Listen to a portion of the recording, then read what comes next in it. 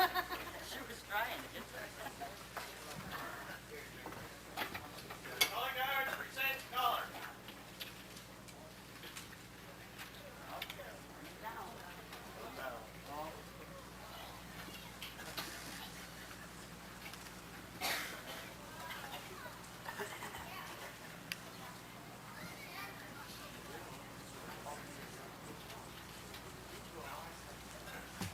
Please join us in the Pledge of Allegiance. I pledge allegiance to the flag of the United States of America and to the republic for which it stands, one nation, under God, indivisible, with liberty and justice for all. Post colors.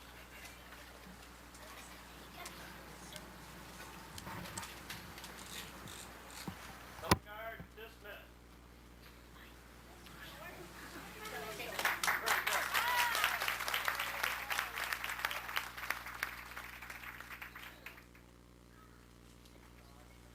Thank you very much for presentation of those colors from the Cub Scout Guide.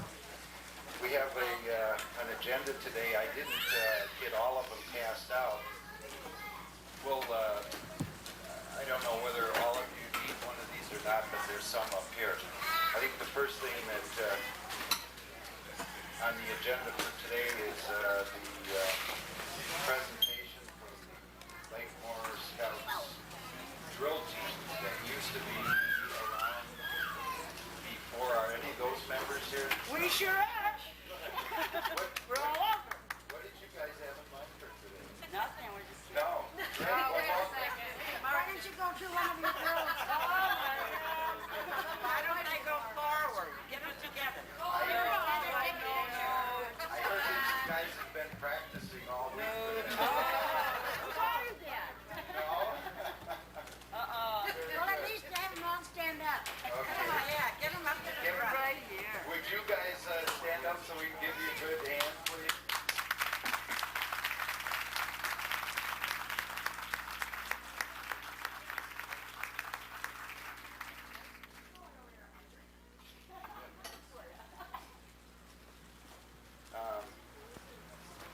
Next, I think we'll go to the speakers. We have a couple of speakers today, Mr. Larry Booster and Terry, I believe is, where's Terry? Okay, Terry. With that, I think I'll turn it over to Mr. Booster as our first speaker for this afternoon.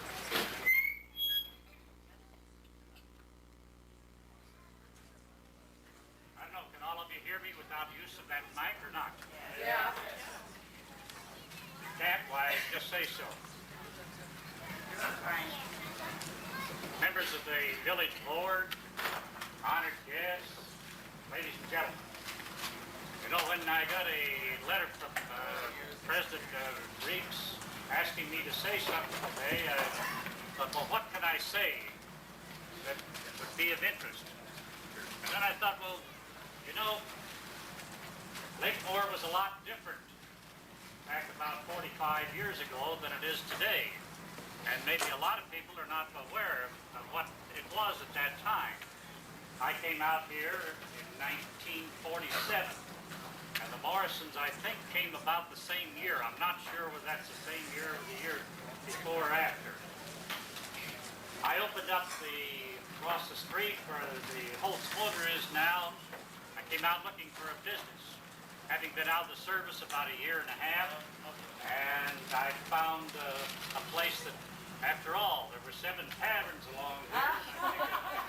At least one place selling a cup of coffee and a Coke and a sandwich and some ice cream could make a living. And I opened up the Charm House at that time. I became friends with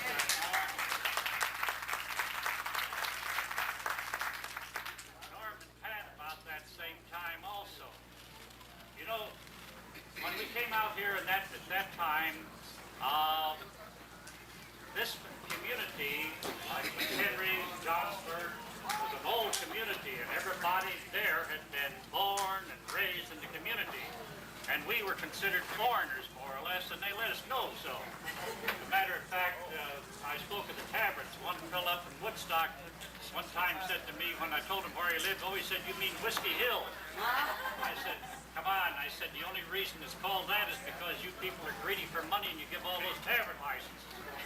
But he didn't pay any attention to me anyway. Anyway, we had that time, most of us, when we moved out here, these houses were summer cottages.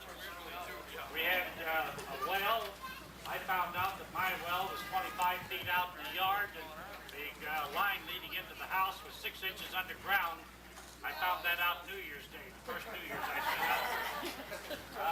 But anyway, and the septic tank was a 50-gallon drum at that time. In many places, 25 feet of field, and the houses weren't insulated. Of course, we didn't know all of those things. We were out in the city at the time, and naturally we weren't aware of all of this. But anyway, we did get together on things, and eventually we decided that possibly we should start a fire department. Well, that was started back in about 1951, if I recall right. Stella Blades and myself, we each sold a lot over here across the street where the village hall is now, and we held carnivals, we held raffles, we held bingos, we held bake sales, dances, I don't know, you name it, to raise funds. That building was built entirely with volunteer labor and funds that were gathered from all of these various activities. Also, about the same time after that got going, the clubs that had been furnishing the road upkeep and picking up our garbage were getting to the point where they could no longer handle this sort of thing. There just wasn't enough money. So incorporation was talked of. And in the fall of '51, we held a meeting, and that time it was not only Lily Lake, but Lily Moore, and I think some people from Pritchie's estates also. But it was decided later on that the people from Lily Moore did not want to be a part of anything like that, so the vote was taken, and a close vote back in 1952, and we were declared a village.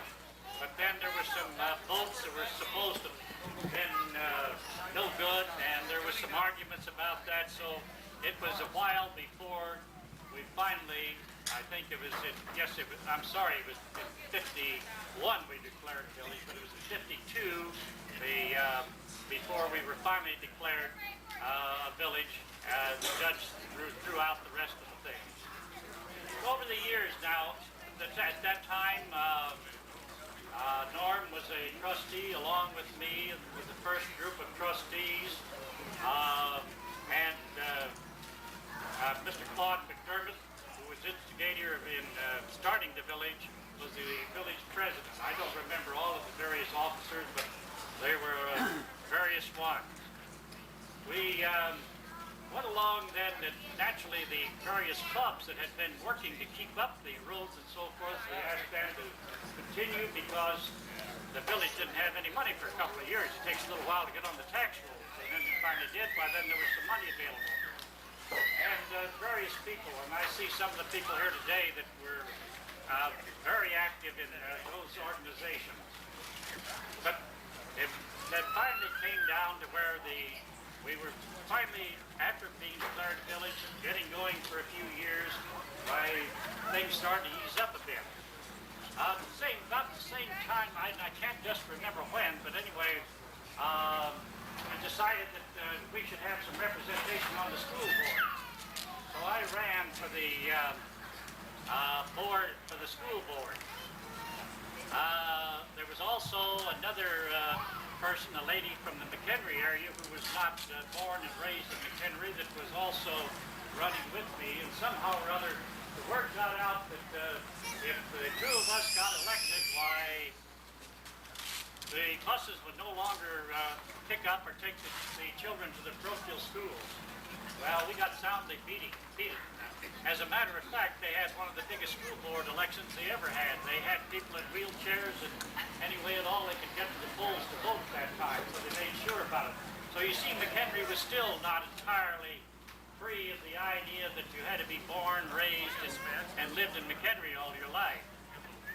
That was one of the things. Then later on in about 1957, when the election was coming up for village officers, some of us got together, and McDermott and I were always friends. We had some disagreements of opinions, and it got to be a point where we decided that maybe we should form another party.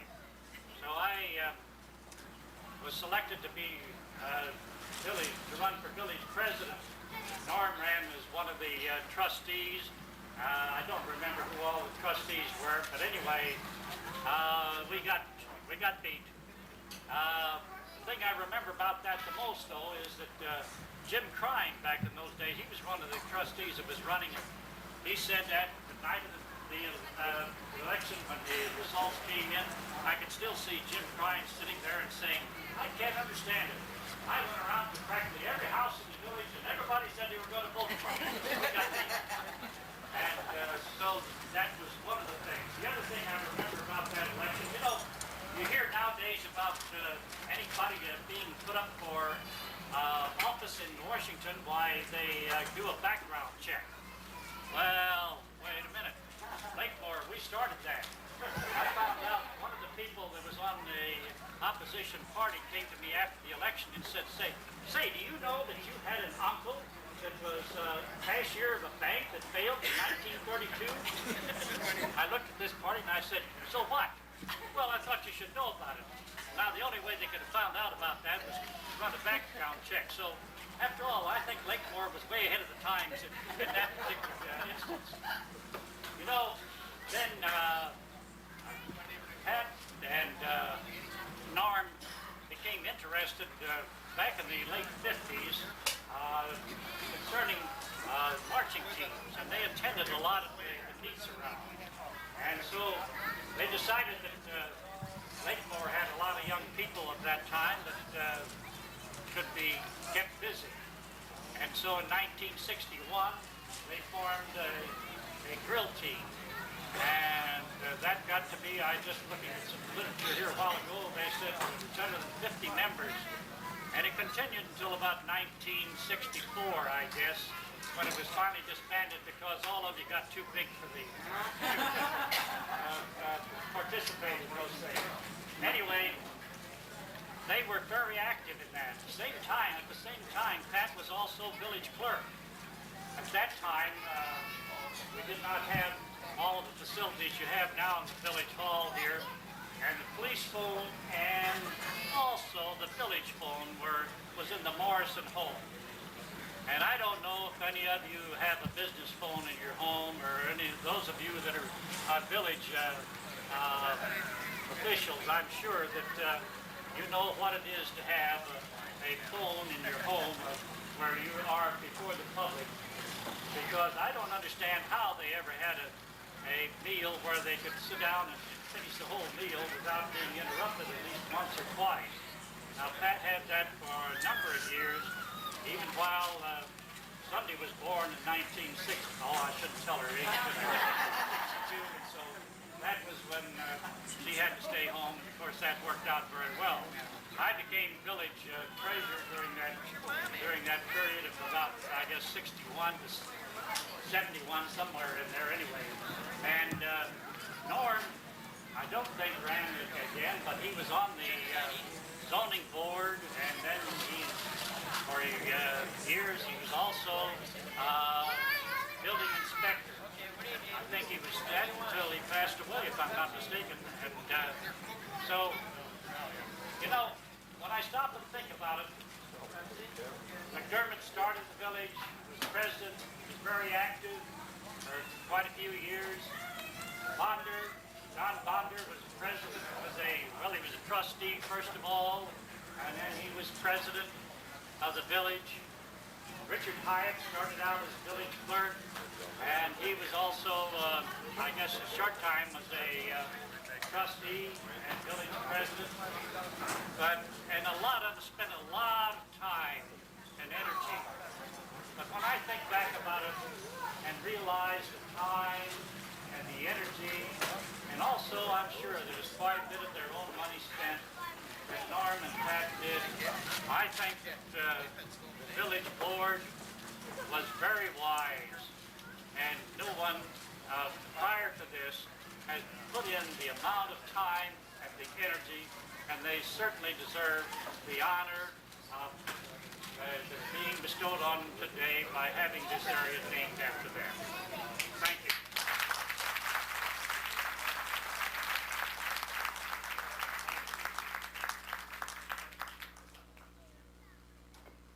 We all certainly owe a lot to everyone that had the foresight to do some of those things that we now have in our village at this time.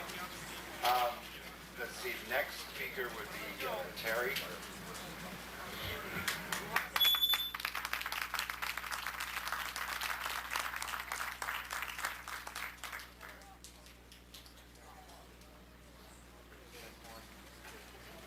I'm going to use the microphone, and I'm not as good on my feet as Uncle Larry, so I have prepared a few notes.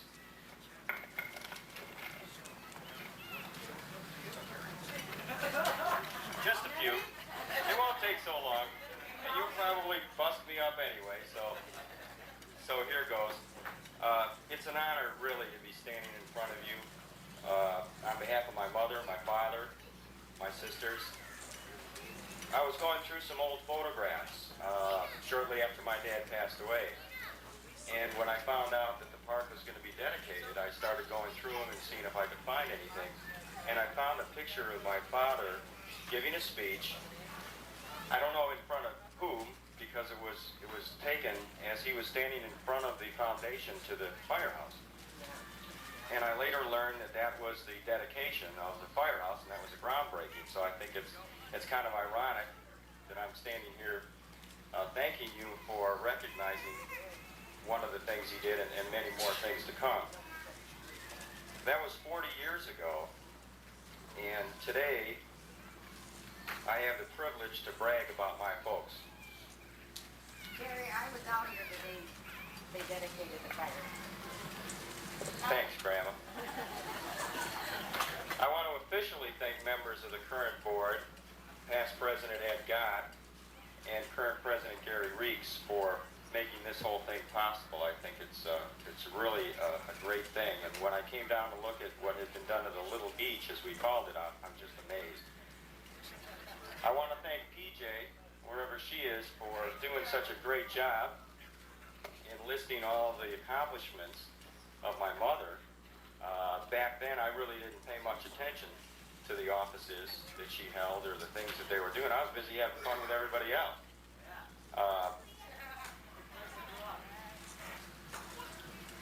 Going through the house the last week with my wife Vicki was difficult, but I did raise quite a few childhood memories. I want to share a little perspective with you of what it was like growing up in the Morrison household during those years that I was out having fun.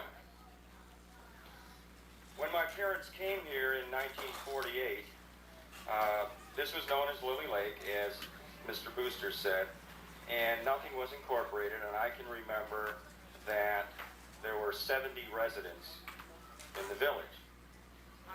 And I know that because everything was discussed at our kitchen table. In the 1960s, I remember the sign that said population 700. That was what we were, right? When my mother first became clerk, our house was the office.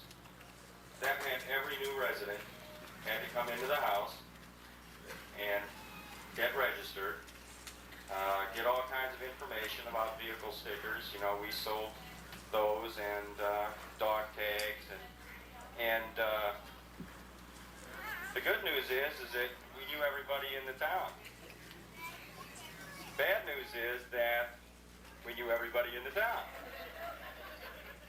And it would always happen at dinner time. I mean, that was just a way of life. People would come over and you'd never know who they were or what they wanted. They'd just drop over, you know. We'd be sitting in the kitchen table and there's a car coming. Well, who are those people? Gee, I don't know. Okay. And my mom did a fabulous job. I didn't really realize it until much later in life, but just, you know, doing her business in the house, and the kids had to go into their bedrooms, or we had to stay in the kitchen, or whatever it was, and that was just a way of life.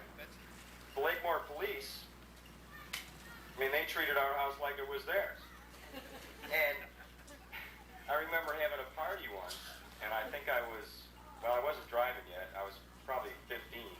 That was the magic age when everybody thought that they should be driving, so they found some party to go to.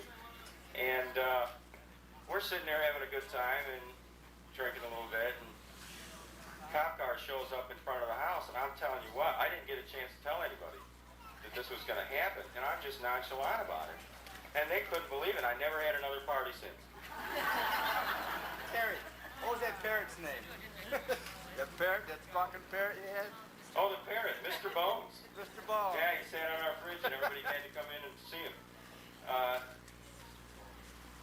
Speaking about the Lakemore Police, they always checked in at dinner time, and we had this policeman. His name was Big George Watkins, and I mean, just right in the kitchen, just sit down, and, you know, whatever we were eating, we had it.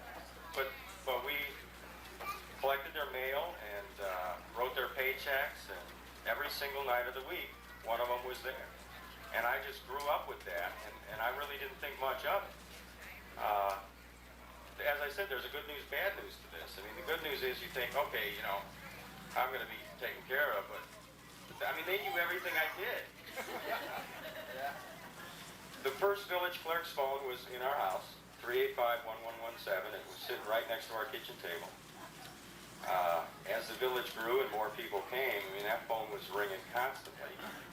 And my mom had to always be there to pick it up. You know, the kids couldn't answer it. And the first police radio was in our house. And, you know, at first that was a toy for me. But then, I mean, it's like we always had to have it on during dinner.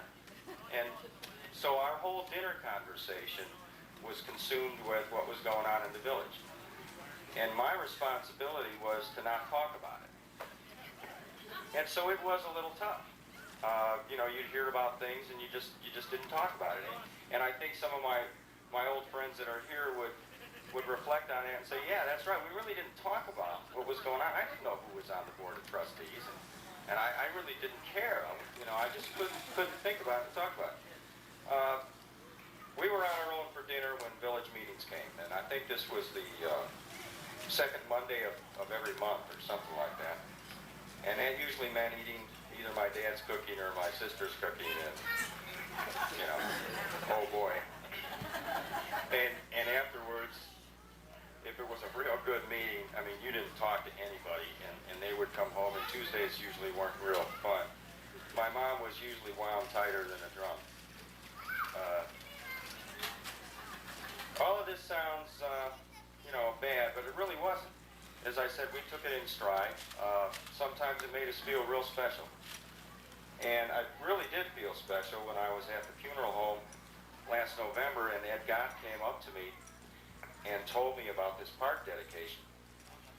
I think he had a great plan there. It was perfect timing. It was not only a way in which to get myself and my two sisters together, which has been difficult since I've been living down south for the last 10 years, but it was also a place where it was okay for a grown man to cry.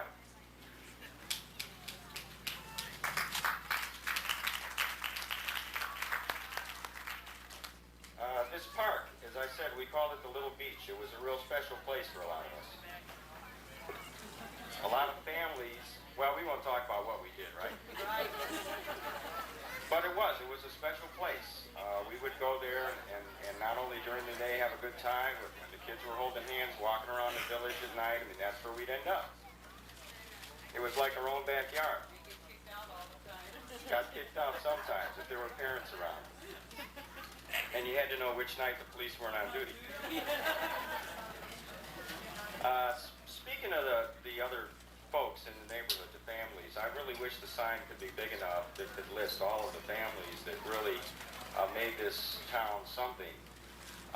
With the way I look at it, my folks really never wanted to be recognized as leaders here. What they did was kind of keep everybody together. But there were a lot of families that would volunteer their time to not only help each other build their houses or fix things, but they would try to get together and do something for the kids. And, you know, one of the things that they did for the kids was put together the Scouts. Not only the Lakemore Scouts, but the Boy Scouts before that, the Cub Scouts. I can remember den mothers and troop leaders and so forth, and they were all parents of the kids. And I know that if I started talking about the names, I'd probably forget somebody, so I won't do that, but those of you who are here, I think you know who I'm talking about. My mother, as some of you may know, was part Filipino, and I've become to realize that Filipinos are such industrious people, and that's partly why my mother just put so much of herself into this. My father was a laboring Irishman. He loved being a good neighbor, he loved pitching in and helping people. Anything to do with construction, believe me, I found it in the house the last 4 days.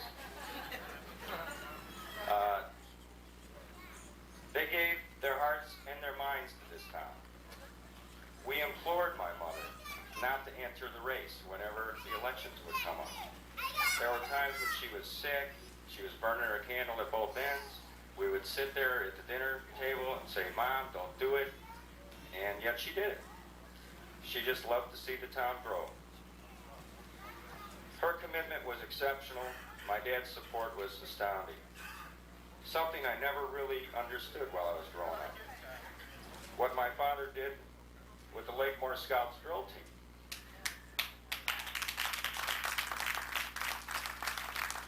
It was unbelievable. Not only did this put McHenry County, you know, on the map, but, I mean, everybody just really got into it. We were a bunch of kids. Excuse me.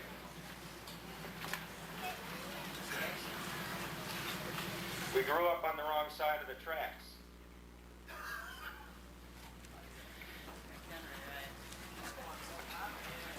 But we became state champions.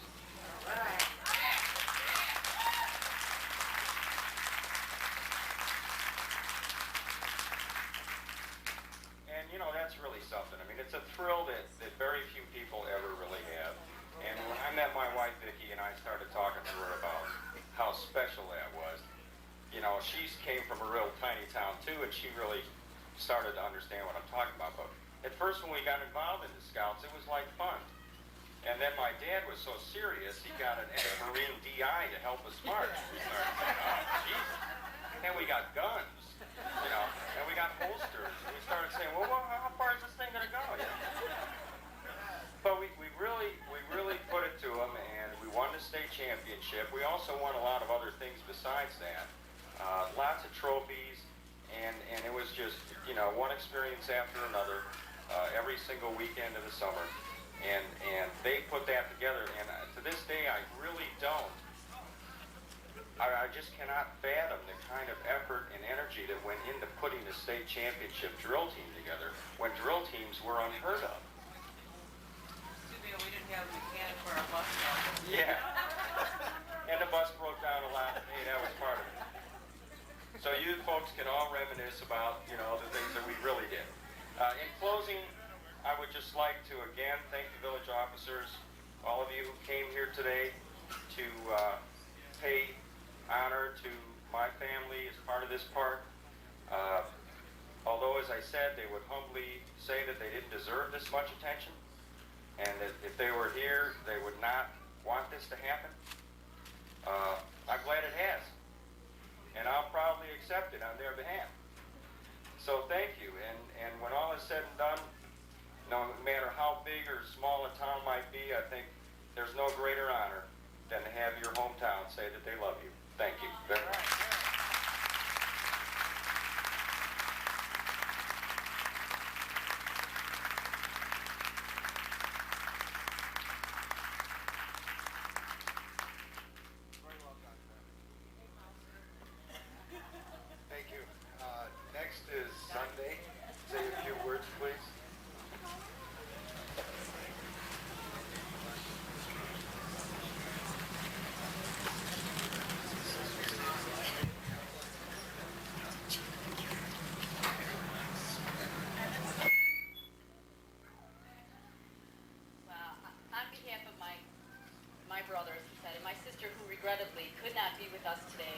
myself and my family.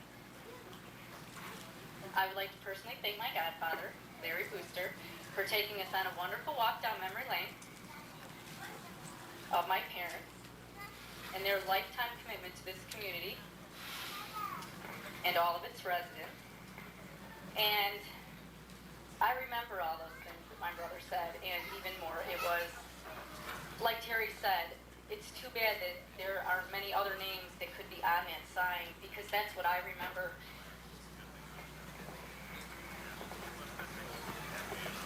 To make this real short and sweet, if there was a motto that could go along with my parents, it would be working with the community, for the community. Because that's what they were all about, and that's what this is all about. I remember all the corn roasts and all the families and all the kids getting together to work together, and this is exactly what my parents were all about. And I know that they would be very proud and very honored to see that what they worked for and towards for their lifetime has happened. The park, as my brother said, looking at what it has become, and it was our lifetime. I spent my summers down there. And, excuse me for this, that's what to them it was all about. It was a community of families and kids. This is difficult. But anyway, that's what it was all about to them. It was families, it was the community as a whole, and its residents and their children, and everything they did, even though it was business, somehow the kids always benefited from it, no matter what it was. Bicentennial, all the corn roasts, somehow it was like that was their goal. It was the community and their children, in hopes that someone would continue that. And I can see from all their hard work, that's exactly what has been given back to them. There's new families, there's new homes, and there's all kinds of children. And I'm happy and proud to be a part of that and to see it continue. And like my brother said, I'm very proud to have my parents' name put on a plaque on a park that was what my mom worked so hard to see happen. Thank you.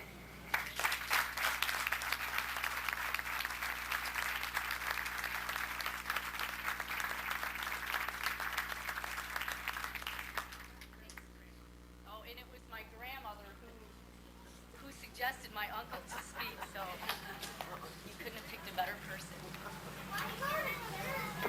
Thank you very much. At this time, it's a great honor and pleasure for me to take part in dedicating the park, and not only that, but in dedicating a scrapbook and 2 plaques to Terry, if you would come up please, and Sunday, and Valerie. Okay.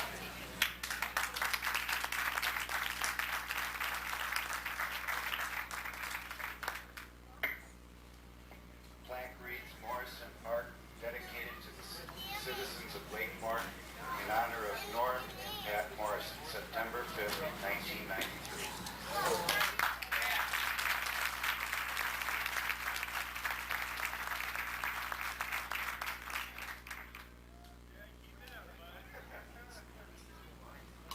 Thank you.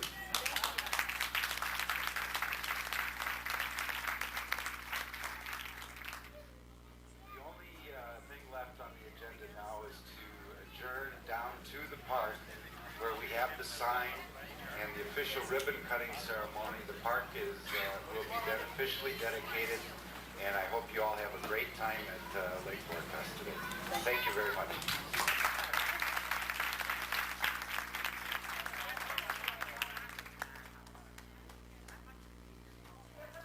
Let me hold your dollar while you're in there, so you don't lose it. Let me hold your dollar so you don't. Here, give me your dollar.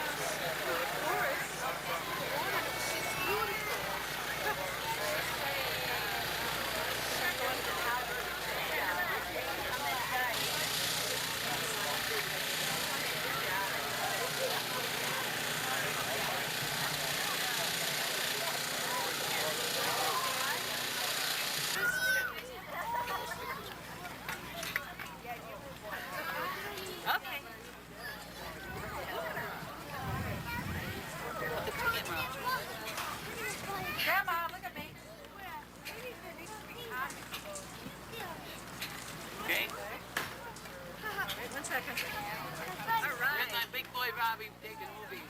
All right. We'll go to Hollywood. Yeah. It's pretty out there. Aunt Jean, get over there.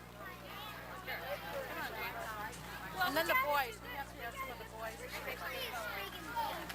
Here. Here. Here you go.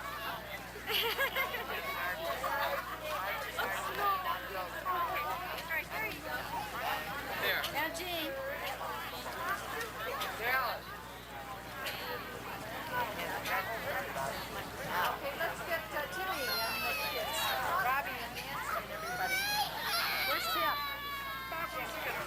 They took the tank off. Pardon? I'm going to try that.